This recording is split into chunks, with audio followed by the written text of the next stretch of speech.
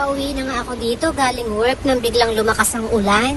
At dahil ang bilis tumaas ng baha, kaya huminto muna kami sa isang gilid para magpatila ng ulan. Pero isang oras na hindi pa rin humihinto ang ulan, kaya naman naglakad na kami. Delikado nga maglakad sa baha dito sa UAE, kaya naman takot na takot ako habang naglalakad. Hello! Tumugod na kami sa tubig. My God.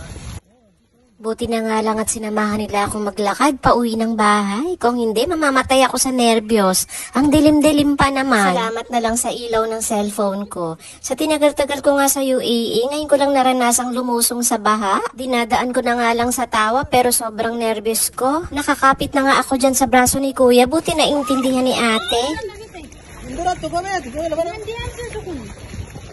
OMG.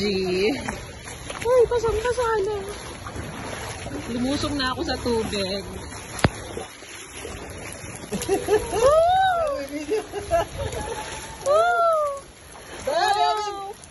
Oh my God!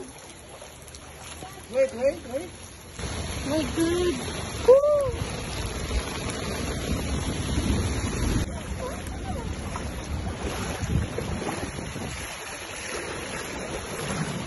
Sawi.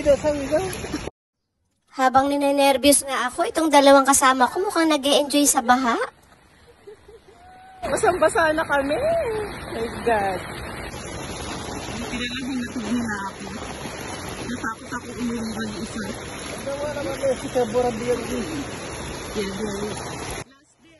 Natuwa na nga ako nang makita kong malapit-lapit na kami sa bahay namin.